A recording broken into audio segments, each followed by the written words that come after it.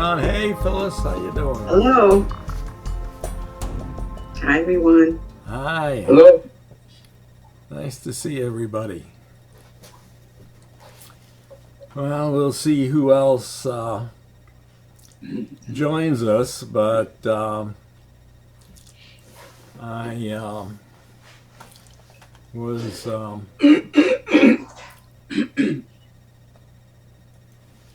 going to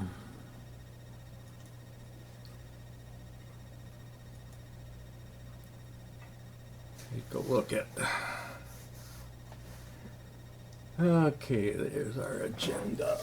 Anybody have any different items they wanted to cover for the agenda other than the ones I put down there? We had welcome introductions, quick update on school reopenings, local busing, Raise Forum, Rochester Coalition for Public Education, and then walk-in items. Anything else that we should think about getting to?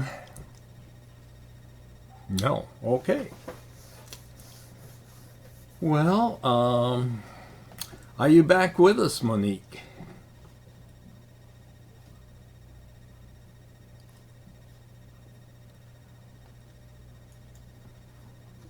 Anyway, she looks like she's not yet.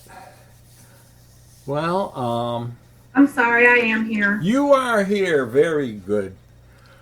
Why don't we go around in case anybody needs to get familiar with other people here? Lee, you want to start off? Hi, I'm Lee Loomis. I'm past president of the Rochester Engineering Society. We sponsor a tutoring team at Dr. Walter Cooper Academy.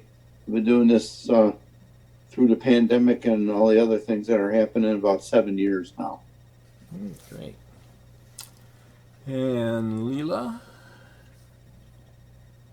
Yes, I am Leila. I am PhD student at Niagara University. My major leadership and policy of education. Great. Joseph? Hi, my name is Joseph Argnoli, and I am a advocate of the Junior Youth Spiritual Empowerment Program in and around the city of Rochester, where we try to equip our 11 to 15-year-olds to develop into positive agents of constructive change in the community. Good. Phyllis? Hi, I'm Phyllis Moss. I am a parent, and I am recently the new chair for the 19th Ward Community Association's Education Committee. Great. Monique? I'm Monique Silas Lee, proud principal at the Charleston Dunsford School number 19. Great. And I'm John Boutte. I chair the Southwest Common Council Education Committee and also am trying to revive the Southwest Common Council, which has been kind of in a state of less than complete zest these days. We need to get more neighborhood associations involved. But today it's the question of education, and we've got just had the introductions, quick update of school reopening plans. As far as I know, they're still planning on meeting in person and just following whatever the latest guidelines are. Do you have anything new, Monique? No, that's pretty accurate. We'll be coming back in person. Masks are required. Social distancing 3 feet when appropriate. Cohorts will eat lunch together because that will be the one time throughout the school day where masks will not be worn. Great. Okay. And Joe, I saw your note there. I'd be glad to talk with you about the Southwest Common Council because we really need to fire up the neighborhoods that have been part of it historically. Local busing. That's been near and dear to my heart, and we had back in January, we got together with the mayor, and in the course of the discussion with Caterina Leone Menino and the mayor, there was the subject of child safety zones came up, and the mayor got kind of excited about that, because if she could get a map showing where is it unsafe for kids to be walking the streets, that would give her a reason to say that for equity's sake they should be busing those kids to their neighborhood schools if that's where they want to go. And so it sounded like this might be a new way to address things, because so far we've been trying to address the sympathy or the decency of the state doing the right thing in terms of letting children attend a local school if that's what they would like, and that helps parents get involved with the schools, and if they miss a bus they can walk, rather than if you miss a bus and you're in a school across town, you're probably not going to get there unless mom or dad's home to drive you.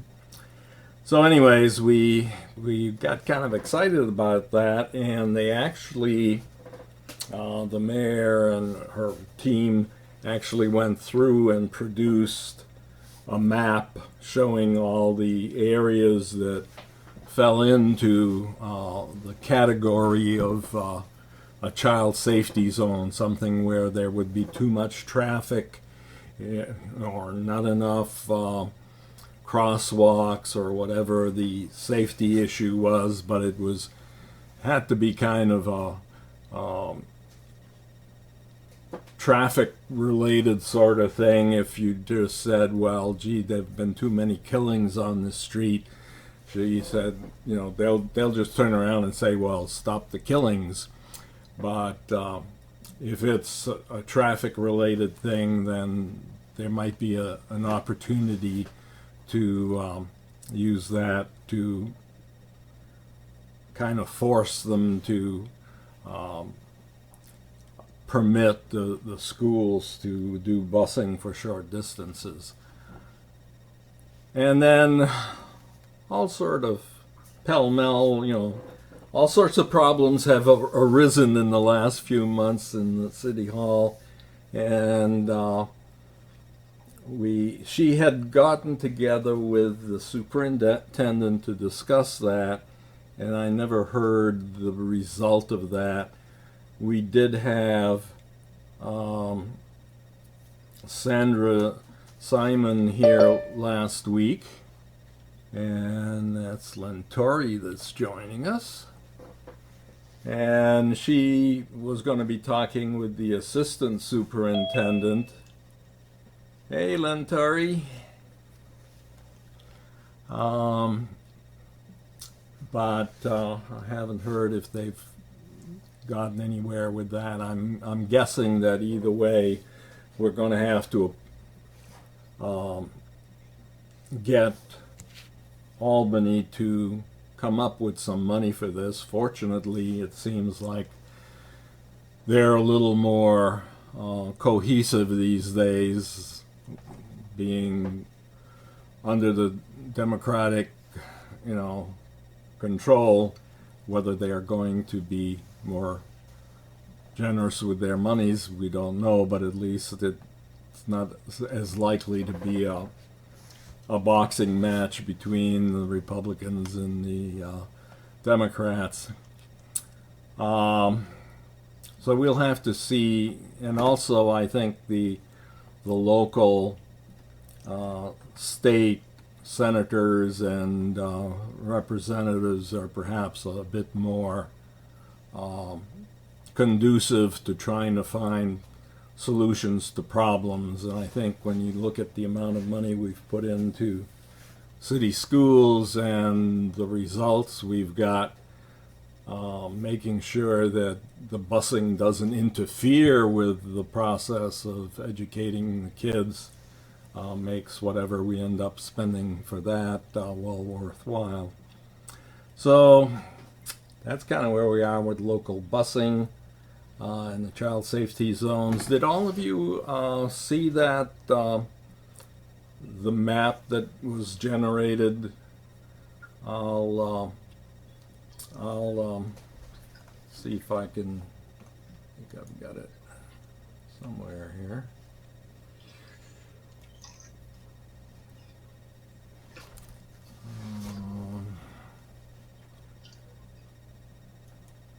Let's see if I can actually do this.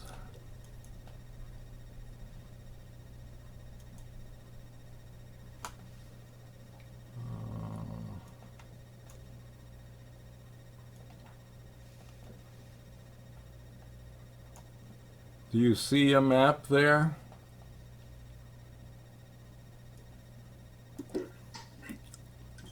Yes. Okay, so this is the child safety zone map that one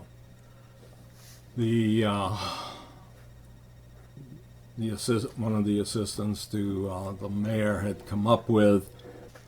Yeah, that the yellow areas are the places that qualify as child safety zones, and when you figure that some of these are not housing areas, that there are some parklands and industrial places, that covers a fair amount.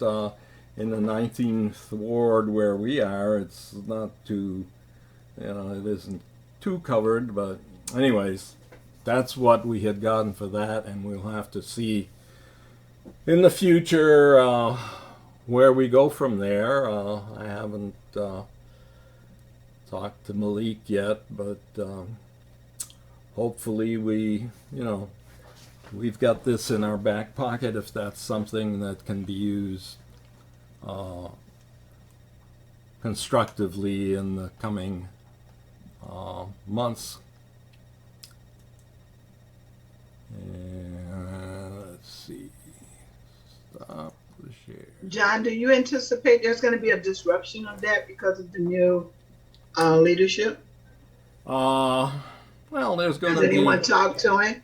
Yeah, I think that I'm trying not to step on anybody's toes needlessly. Everybody's got enough problems to deal with, but sooner or later we'll have to touch base with Malik and see if that's something that he thinks would be an approach to take. But we'll see. I think that I really should get busy and start talking to some of the new Albany representatives that we've got and get a feel for what they're like. There are some that I can't say I remember we had, what the heck was his name? Oh, gosh, I met with him a few times, but he was definitely of a different mindset than I am, certainly. So we'll see what they come up with. I think there should be fewer excuses, because there was always pointing when you had the Republican and Democratic assembly members and senators. Now they're, I think, working a little more constructively together. We can always hope. I have a question, John. Mm-hmm. I don't mean to hold you up, but would it not be more advantageous to at least, ahead of the mayor being installed, our elected mayor, Mm-hmm. to at least try to engage him in a conversation? I can only imagine Yes, probably what it's going to be like once he does, formally take the office. Mm-hmm. And so I don't know. I guess I'm from that background where sooner sometimes looks better than later. Yeah, I was kind of hoping maybe he might join us the day I added his name to the list, and I've worked with him for, when did he go to the city council?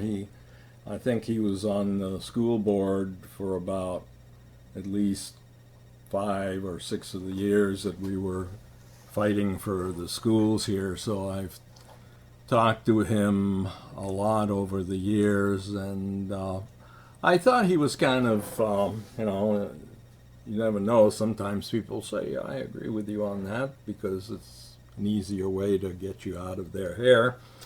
But he sounded like he was supportive of local busing, of course, being supportive of it and having some good handle on how will we accomplish it are two different things.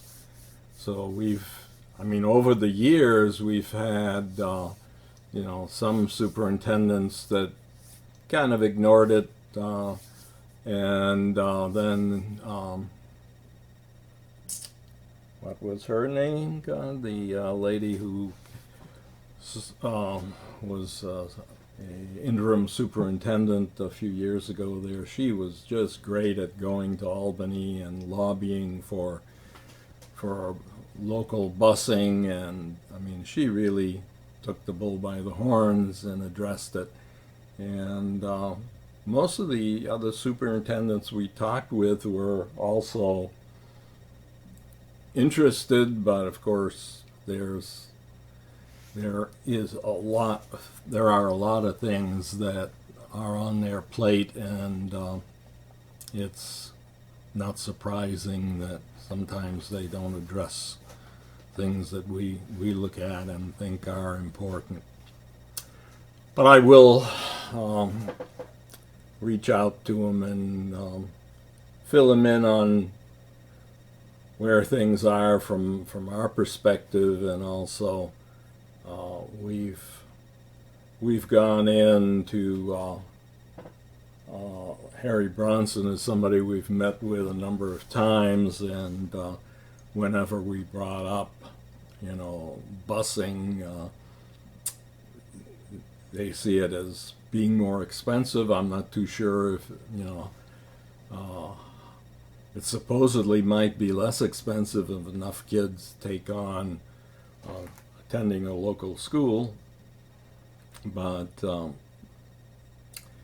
he had a lot of reasons why you couldn't really push it this way or that way. But things have changed in Albany since he was giving us that feedback, so we'll have to see what his take on what is feasible is now.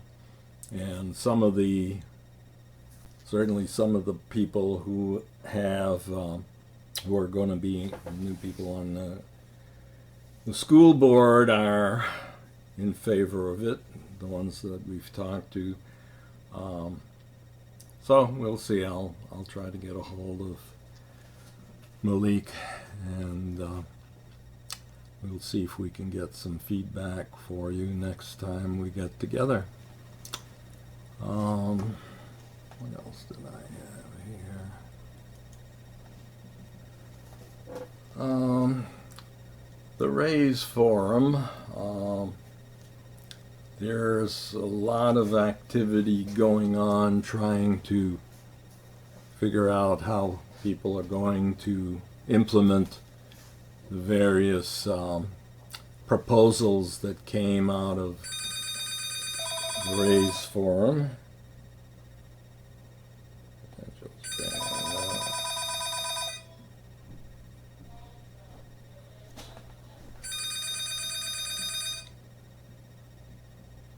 Okay.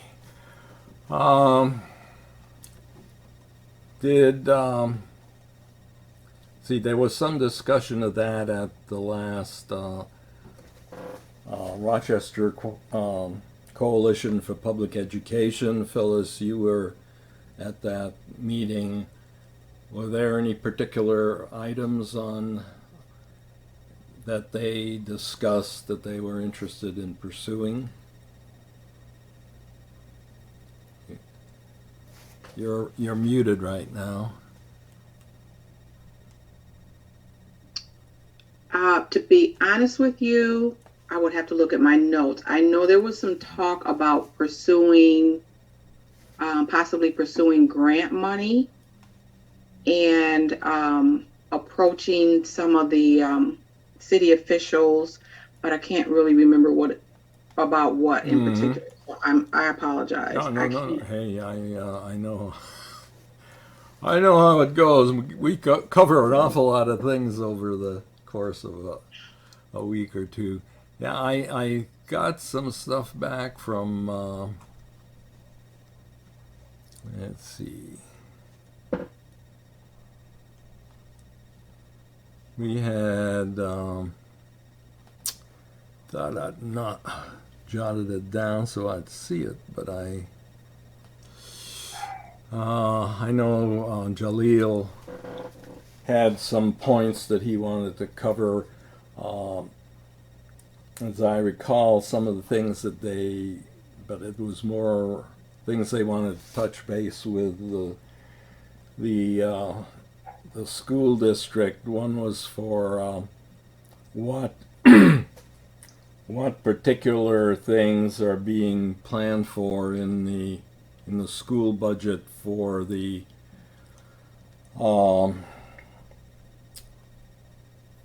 remedial correction rather than punitive correction of student behavior. That was one of the things that was talked a lot about, but supposedly they haven't seen that come up in the actual budget that's been proposed, that there are some specific amounts of money to further training and support of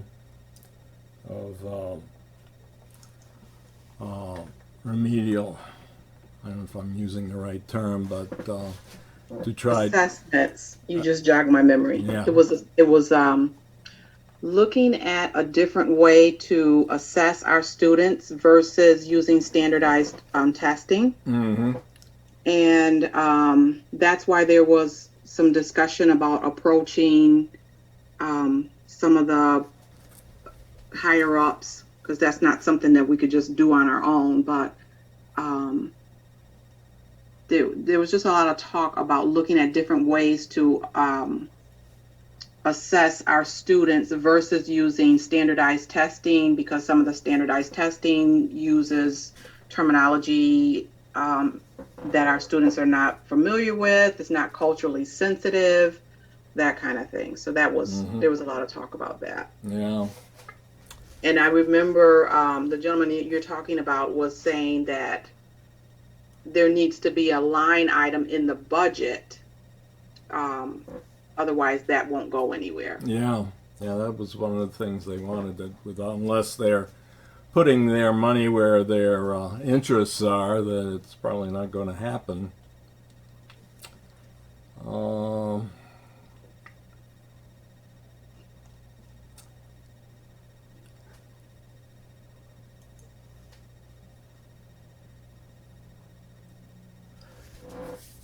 Yeah, there's a meeting coming up tomorrow if any of you are interested. Jaleel Montequin, who's the head of the Citizens Action AQE group, that Jaleel was at the coalition meeting also last, I don't know if it was last Friday or recently, and he's having a meeting tomorrow that's going to be, they're looking at the impact that incarceration has had on the black population. So he's got a meetings starting tomorrow that I signed up for. I don't know. Do you generally get mailings from Citizens Action? No. Okay. I get them, John. Okay, I'll send out the latest one I got from him to you so that you've got. Let's see, Leela, do I have your email? My email? Mm-hmm. I think, yeah. I can write that chat. What was that? I will write in chat. Yeah, okay, great. Yeah, that'll be the easiest way because I can misspell email addresses more easily than anyone. Yeah, I think most of the rest of you I have emails for sure. I'll send it. And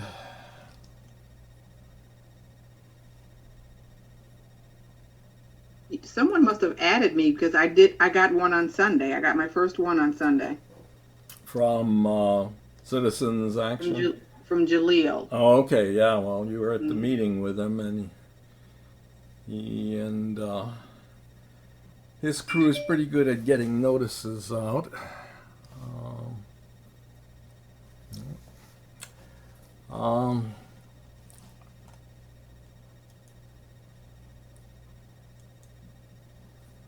yeah, there's been.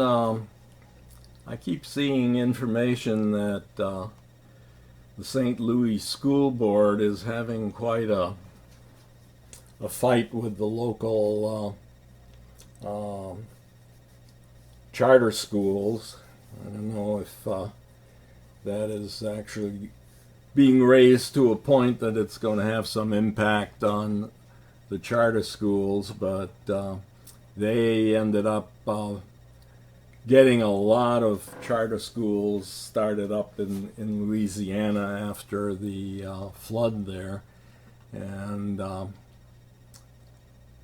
their St. Louis School Board stalls privatization agenda. So there'll be some news, I'm sure, to follow from them sometime soon. And A lot of the things, though, it also in Louisiana was the pushback regarding the masking. And so this is why they've engaged more with the charter school because of their defiance to masking. Yeah, that could be it. Yeah, yeah, it's crazy. The people that are still resisting masking or vaccinations, and we look at the consequences. It's I guess if enough of them don't get vaccinated and get COVID, it's going to be kind of a self-regulating problem. So, let's see, what else did I have here?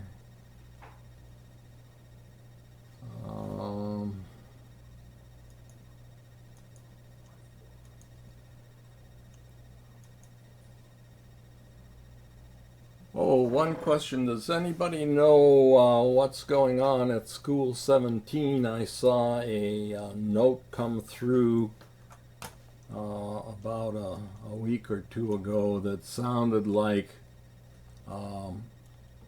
maybe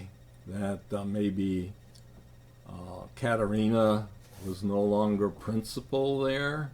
Has anybody heard anything? Monique, have you heard anything there? Yes, she's accepted a position down at district office in human capital, our HR department. Okay, so that is a switch.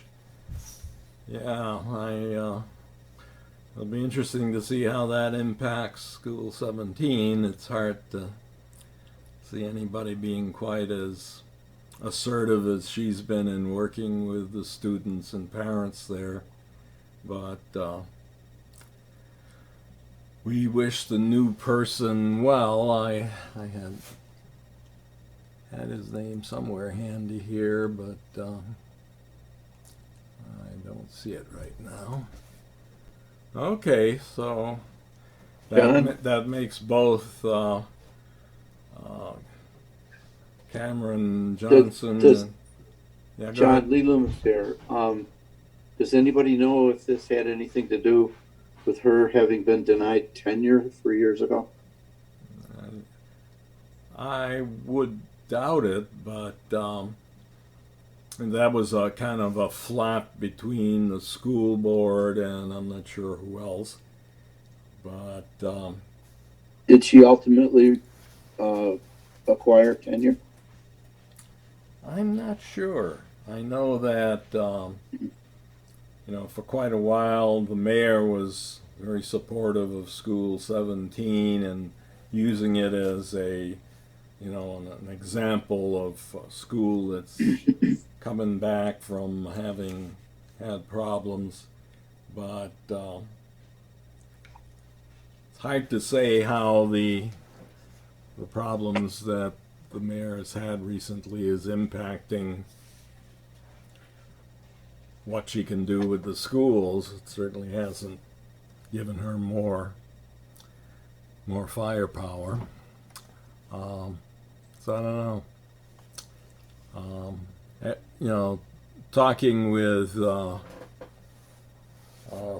Ralph Spezio, he's very supportive of Katerina, and I haven't heard anything that would indicate that there's a problem, but obviously they decided to make some changes here. Hopefully it's all for the better for both her and the person coming in.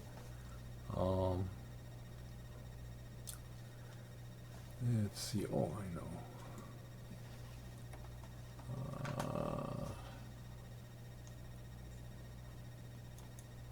School chiefs, yes. Enrico Fermi, School 17, Carlos Coto, principal. Does anybody know Carlos? First time I've heard his name, but Rochester Coalition for Public Education news. I've seen, I took in part of the meeting last week, but I was in the process of going through some stuff at the time and didn't catch every part of the meeting. Was there anything that sticks in your mind, Phyllis, from that meeting with the coalition? No? Okay. Yeah, I've been, I think I'm up to date on the meetings that I've posted for the here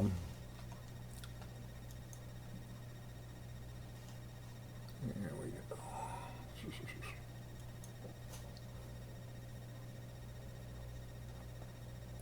Yeah, the last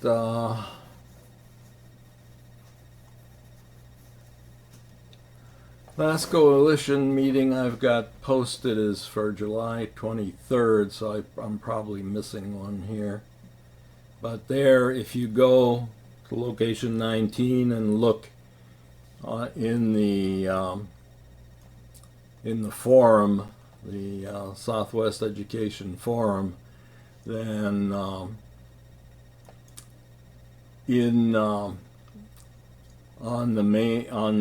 that group page, there's in the middle column there's a bunch of pages that are indexes, and I've got the Southwest Common Council Education Committee, 19th Ward Schools Committee, and the Rochester Coalition for Public Education minutes index so that they're easy to find. I just want to throw one thing out. Mm-hmm. We don't have to talk about it tonight, but I did meet with one of the principals, and I think one of the things that's going to be helpful, especially coming out of this pandemic, even though we're not really out of it, is if we can begin to mobilize volunteers that can help in the schools, with tutoring, whatever is needed. And so maybe we could just start to think about what's the best way to do that. You know, is it to pass out flyers? Is it to put something on location 19, email, whatever? But just, we don't have to talk about it. I don't know what your time I agree with you. That's something that, you know, trying to get, also recruit people for the education committee groups that are, you know, whether it be the 19th Ward Schools Committee or the Southwest Common Council Education Committee, the Coalition for Public Education, or, you know, whatever. Citizens Action Group, they do a lot of lobbying, and they go to Albany at some times during the spring session and actually hold up signs and make noise, and that's an approach that they take and have had good luck with. But the other ones are more apt to be having quiet meetings. But all of these groups, you know, if we can find people that fit in with that type of activity, it helps us all, because trying to find common issues that people have. I was at a meeting with the Citizens Action Group a month or so ago, and for most of the meeting it was me and Jaleel and Mary, the secretary, and we had a real nice meeting. It was quiet, and we got to talk about a lot of things, but, you know, they were hoping to have a lot of their members show up at that one, but it's been kind of hard getting people to show up at meetings. I think especially this last month, everybody has been zoomed out for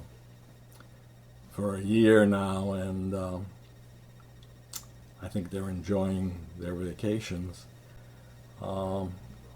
But we do need to try to get more, especially get more parents involved. Monique, if you have, I know you've got a lot of people who also you interact with through the Flint Street Center there.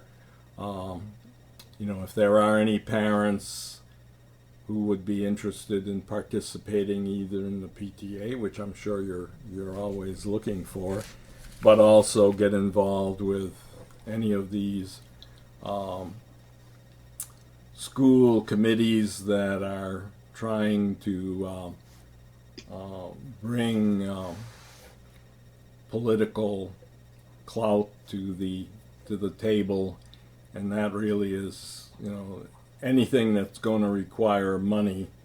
Hopefully the approach that Lovely was taking of using equity as the leverage to force local busing is something that will work, but either way, somebody has to come up with the money to do it. And we've been talking, you know, the way that, well, actually we've done both.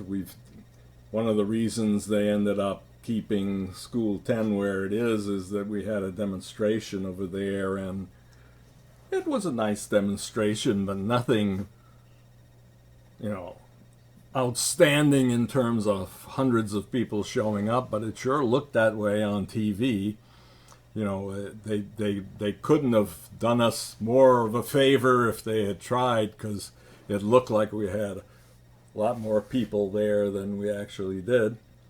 And they eventually, you know, did a study to see if should School 10 close, or 44, or School 1, which is where they wanted to move School 10 to, and they ended up deciding to keep it there.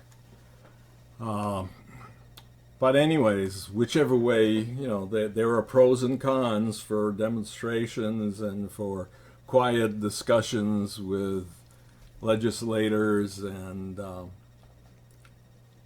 so what we need though is more parents, because it's a lot easier. I mean, Phyllis here is, high octane because she's got kids in the school.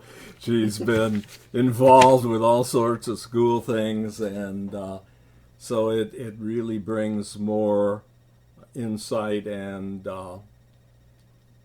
validity when you make a point at a meeting of one sort or another. If you've got kids in the schools, if you've gone to you went to 16 for a while, I think, right, Phyllis? Third grade through sixth. Third grade through So sixth. 4 years, yeah. So, But you know what? I gotta say this though. I'm sorry, I don't mean to cut you no, off. go ahead. I think you're right about the parents, and I'm going to be very transparent. No schools that are represented here, but the schools in city school district are not always welcoming to parents. Oh, yes, for sure.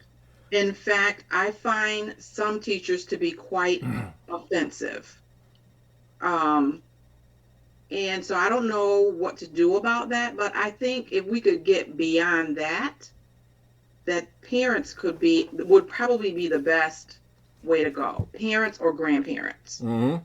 And even if people just came and donated an hour to read, I don't know, Lee's the one with the program that's working. I don't know if he has thoughts, but I know I certainly would be willing to come in and be a volunteer. Yeah. I know that's one of the things that I've been talking a lot about.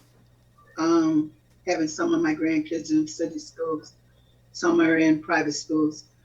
But I hear that a lot in different forums that I'm in, that, both the seemingly the environment of welcoming parents within the schools, and then sometimes no consideration given to parents and the workloads or the burdens that they have in their household impact, certainly. And I think some schools just tend to be a little bit better with educators who might be in it and others. And that's no reflections on our teachers, because I know there's a lot of the teachers, because I have a few of them as friends, they go above and beyond what's required. And I think a lot of that has to do too with, this is just my opinion, the poor functioning of the school boards for quite a while now. And I mean, that ain't no secret to anybody. So there's a lot to be said all the way around, if we're gonna dispense where blame is. And I like the idea, I really do like the idea of looking at other ways of bringing vehicles to a traditional model, because let's be honest, there's been so many cuts that have been taken away from kids in city schools that are really needed.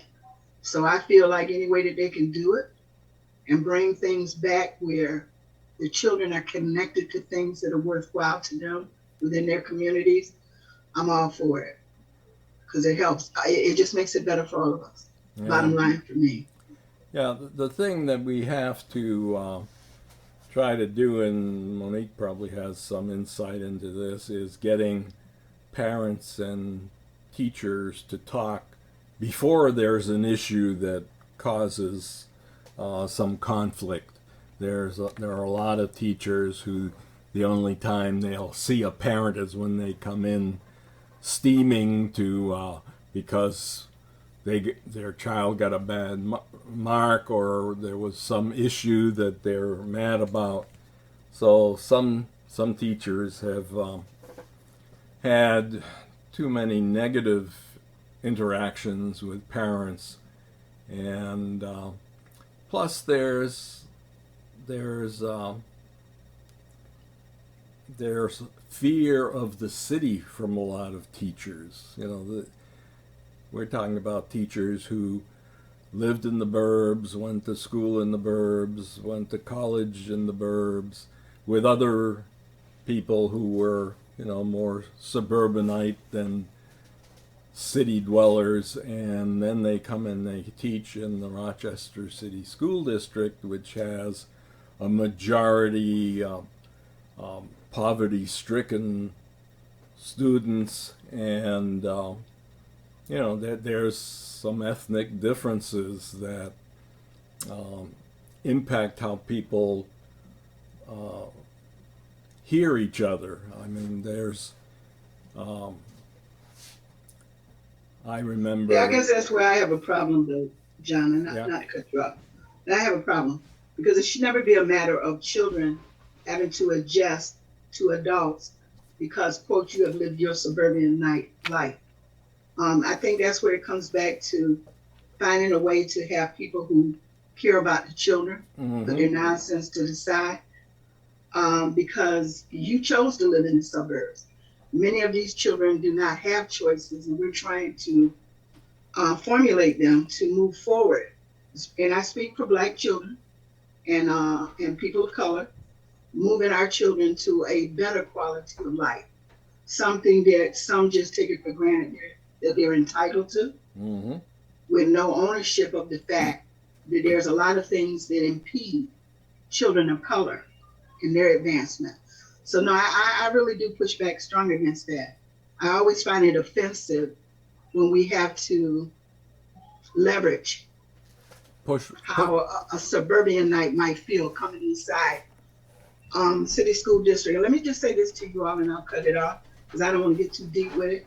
But being a mother who chose to put two of my sons into private school and currently have two of my grandchildren in private school and others who have attended private schools, we're not made to feel any more comfortable when we walk into those schools. It's a push and a fight because in some of the schools, let's be honest, it's like, how dare you be here?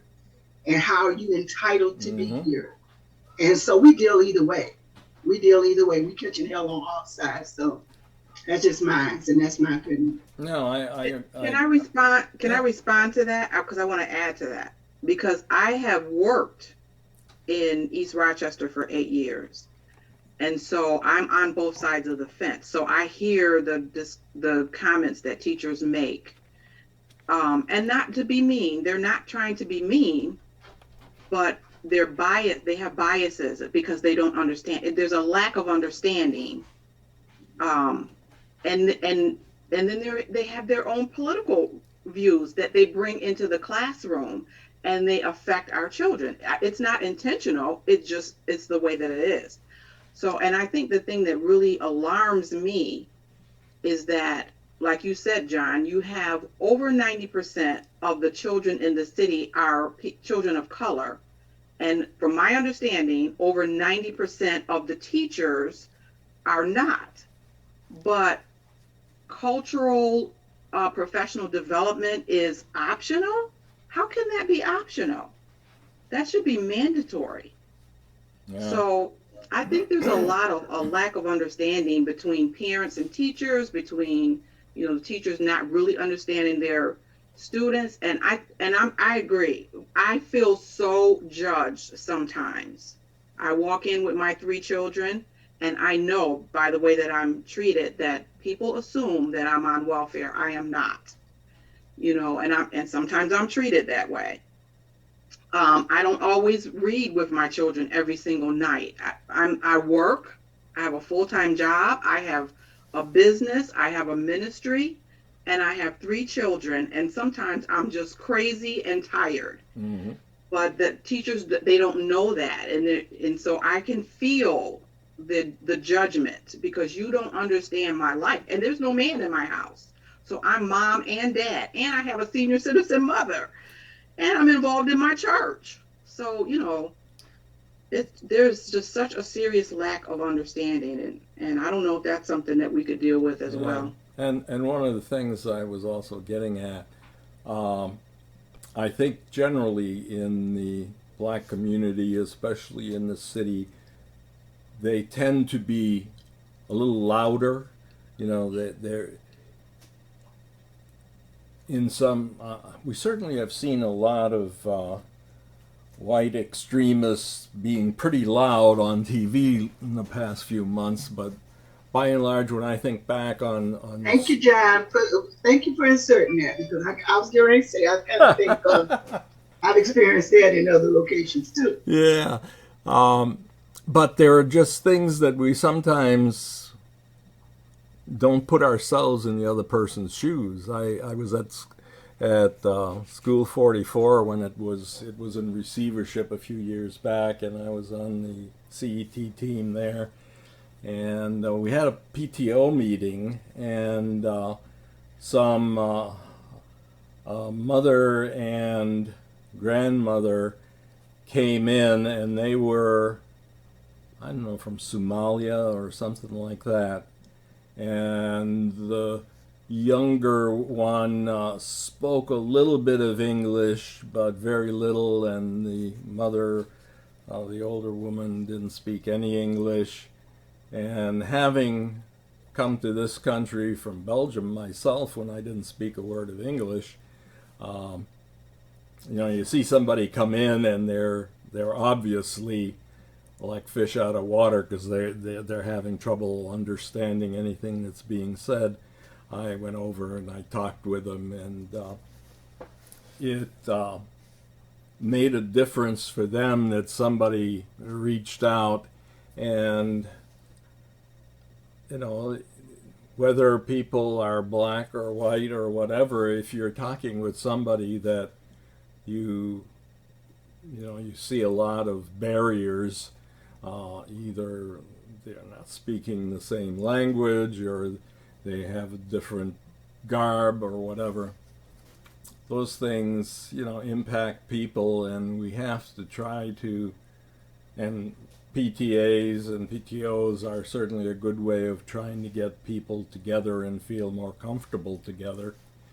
But that's getting the teachers and the parents together has always been a problem. And I think back on the PTO I attended when my kids were at Wilson, and it was there were hardly any teachers that came to those PTO meetings.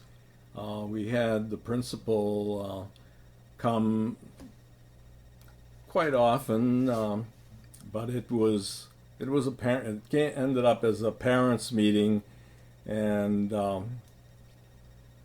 don't know. We have to get more interaction with parents and teachers before there's an issue that has to be resolved that puts people on edge about whatever the issue is. What are you doing over at School 19, Monique, as far as the PTA, PTO type interactions? So we actually just chartered a PTSA, and it's the first time we've had this formal group in our building since I've been there, and this is going on to my 5th year. So we're really excited about that. Our issues in the past, in all honesty, have been parents feeling comfortable with taking on the lead roles, so such as president, vice president, secretary, those roles. So we made a very concerted effort to partner each person up with a staff member they felt comfortable with to assist them with that role as they grow into it and learn more about it. So we've had one meeting so far, and we had wonderful participation from staff and from families, and we're hoping this new model of doing it together is going to be the way to go. Great. Yeah, if you can send me a notice next time you've got a PTO meeting, I'd be curious to sit in on it. And try not to disrupt it. I'll try to keep my mouth shut. No worries. No, you're always welcome. Yeah, it's I've always enjoyed the CET meetings you've had there, and especially when we had them in person, and there were plenty of goodies there to munch on. We try to keep everyone happy. Okay. Can I just ask two quick questions? Sure. One, I don't know if I'm the only one, but I'm struggling to understand how all these different committees fit together. I think I finally got it, but maybe I'm not the only one. So maybe it would be a good idea to, I know plan on location number 19 was helpful to understand some of it, but then you introduced some more committees in the last few days. So just understanding how they all fit together and work together, I think will be helpful. And then also, I'm curious to know who our parents are. What is the demographic? How many of them are teenage mothers? How many are grandparents raising their children? I think that would help us to understand who our parents are and how we could get them involved. So I know we have a lot of older parents, a lot of teens who may not be interested, but I know sometimes, I feel like sometimes people treat me like I'm a teen mother, and I'm not a teen mother. So I think that will be, I don't know if it's possible to get those kind of stats, but I know I was floored to find out that 65% of parents in the 19th ward send their children to private school. Yeah. That says a lot. Yeah. Yeah, I remember when we were trying to round up people who might be interested in fighting for School 16, going to a few houses around here and telling them, well, gee, they're going to be closing School 16. We'd like to get some people together to talk about that and hopefully put up a resistance to it. And the person says, oh, well, we're not interested. We homeschool, you know. The school isn't of importance to us. And you say, everybody around here, you know, that attends that school is going to be impacted by the school. Your neighbors are going to be impacted by the school. You can't just look at, I homeschool my kids, therefore the school is not something that I need to deal with. But yeah, it's something that we have to discuss, and also, you know, there have been times when some people are very pro public education and anti-charter school, and others are more receptive to charter schools or proponents of it.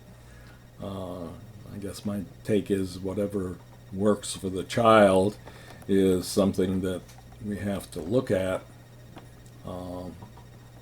But it'll be interesting to see how the change in administration in the city ends up impacting the way the city interacts with the school district. Phyllis, I'm curious about the statistic you just presented. The 65% of the parents in the 19th ward who send their kids to private schools, included in the private school classification, do you also include charter schools? I got that off the location 19, so I don't know. Okay. I'd just be interested to know what the breakdown is in that 65%. How many are charter? How many are private schools? How many are homeschooled? That's a good question. Can't answer it. Sorry. Thank you. Okay. Joseph, you had some things you might want to touch base with me after this meeting? Sure. Okay. Yes, I would like to help support you in the SWCC, so we can talk about some things. Okay. Well, I'll, you know, I certainly have plenty of time to continue discussing that. I don't want to keep anybody longer than they'd like to, but the main thing that I'm dealing with is you know, getting the Southwest Common Council back in order, because it used to have the 19th Ward, changing of the scenes, otherwise known as COTS, which is between Samuel McCree Way and West Main Street, and there's Plex, which is Plymouth Exchange area, which follows kind of the river and comes in Cottage Street and Seward Street, and then what's the one going straight north there? That might be, I forget anyways, but it's a big swath of the Southwest, and we have also SWAN, which is the Southwest Neighborhood Association, which is basically south of Samuel McCree Way and west of Plex and up to Jefferson Avenue, which kind of is the demarcation where the 19th Ward starts. And then we have also Susan B. Anthony neighborhood, and we've got some people from Cornhill that come to some of those meetings. And we used to have a lot more people coming in, and then I think the stress came in from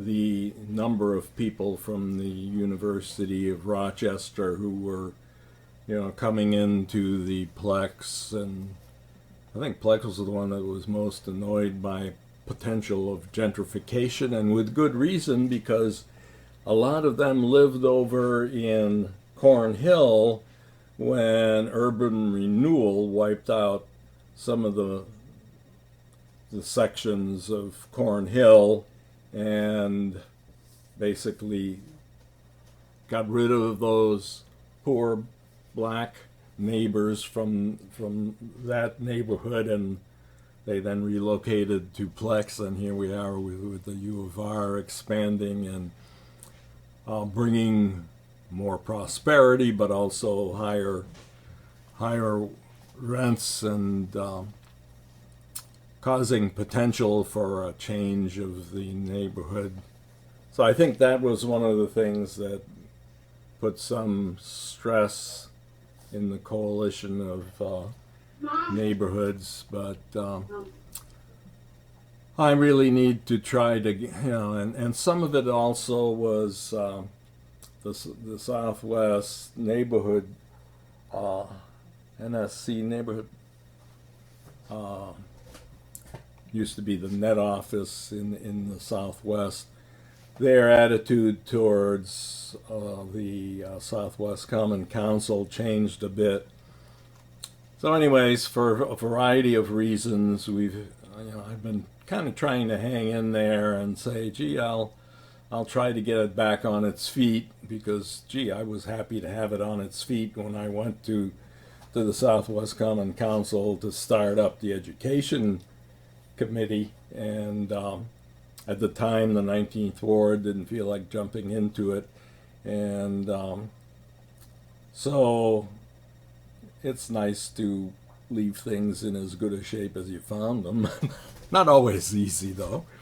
So anyways, that's something that it would be good to work on. I'm hoping that I think Malik is from this southwest part of the city, and I'm hoping that we can work a bit with him, and we'll see what else we can do to try to involve people.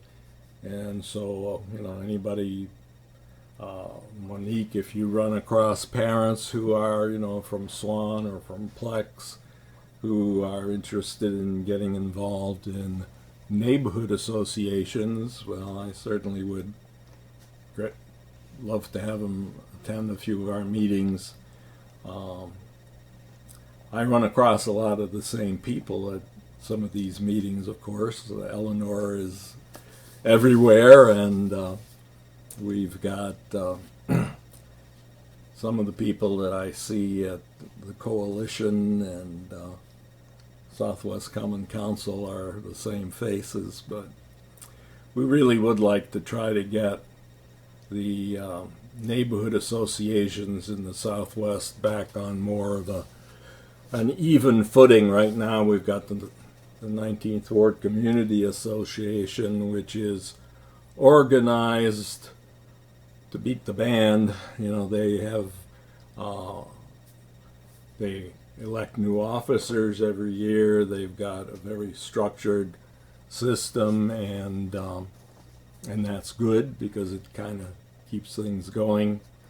Some of the other neighborhood associations 2 or 3 people get together maybe a few times a year to figure out what do we want to do for the next barbecue that we have each year or whatever it is.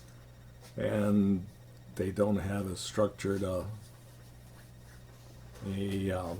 organization, which on years where the people who used to do everything aren't there anymore, then the whole neighborhood association kind of falls to pieces, and it's hard to get them involved in the Southwest Common Council was intended to be a council of neighborhood associations to try to get more say in what the city is doing in the area.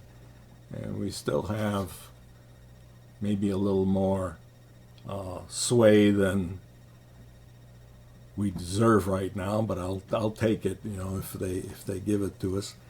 So I think we're going to have some support from John McMahon, who is taking over the NSC, the Neighborhood Service Center down at Brooks and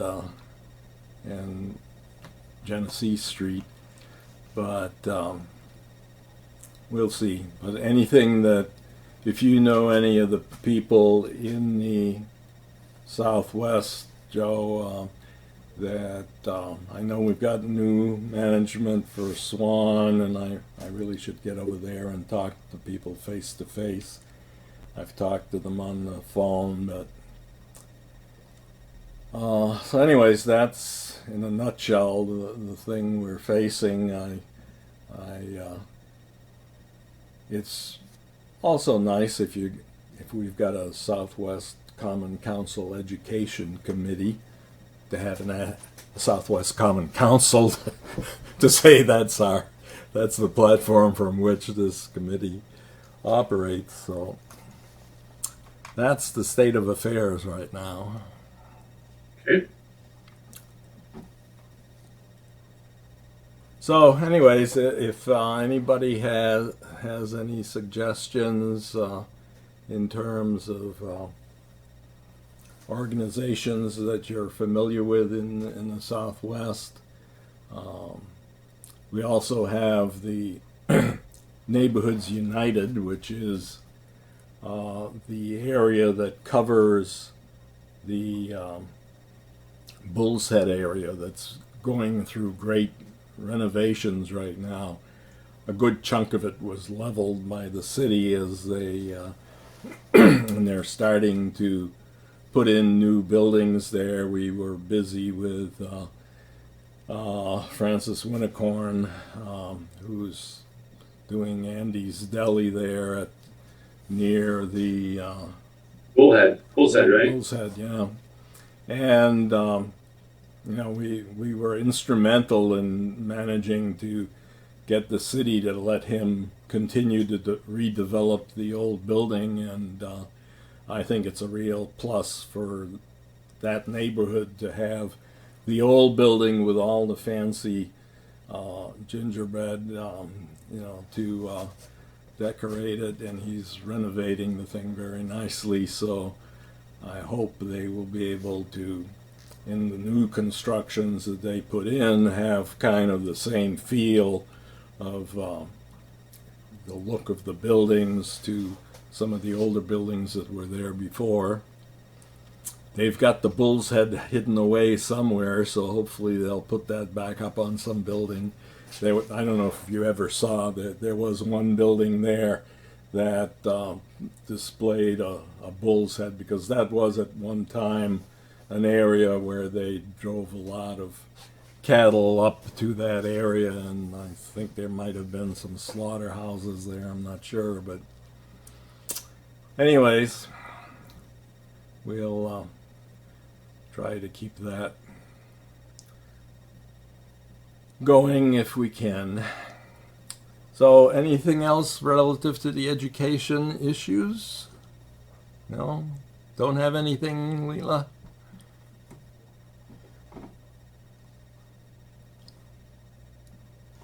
Okay. Well, We are a little bit over, 14 minutes over, but I thank you very much for joining us, and we'll keep each other informed of all the various things that are happening. And when's your next CET meeting, Monique? We're still working on that calendar, but I'll be sure to let you know. Okay, great. Thank you. Thank you, everybody. Thank you, Bye-bye. John. Take care, Bye, everyone. everybody. Okay.